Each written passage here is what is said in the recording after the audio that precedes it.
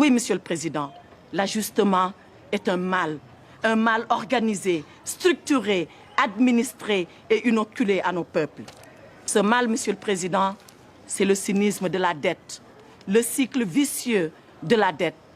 Cette dette qui a fini de ruiner nos économies et qui nous a aspiré toutes nos forces vitales alors qu'on n'a pas encore fini de payer. Que faut-il faire devant la violence de la dette?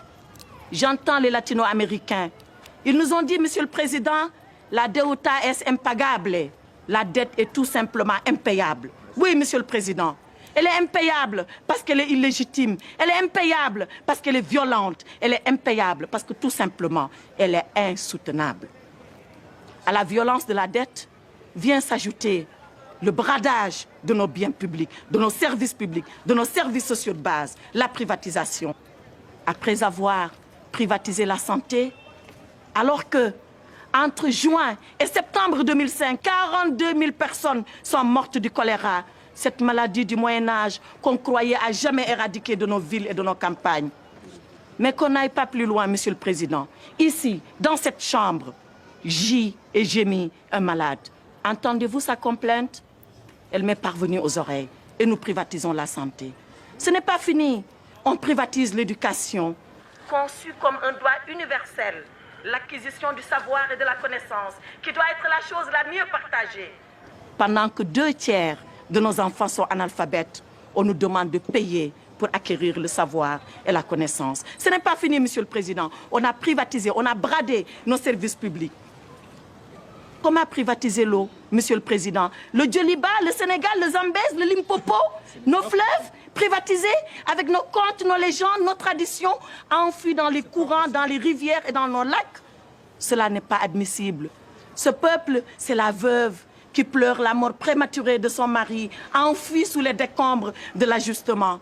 Ce peuple, c'est l'orphelin qui réclame le sein de sa mère, emporté dans les couches, alors qu'il exigeait tout simplement un dû, les soins primaires de santé.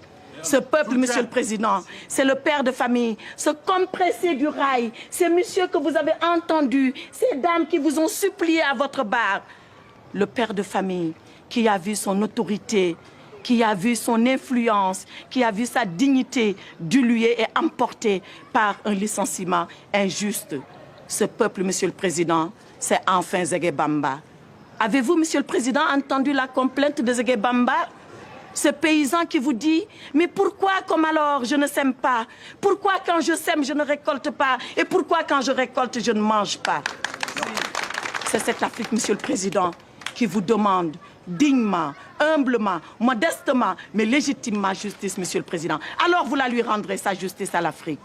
Vous la lui rendrez, non pas en condamnant la Banque mondiale, non, vous la lui rendrez tout simplement, Monsieur le Président, en renvoyant la Banque mondiale, le FMI, l'OMC, le G8, tous leurs affidés et leurs complices à leur mission première, celle-là qu'ils n'auraient jamais dû oublier et qui met l'homme comme finalité de toute action humaine.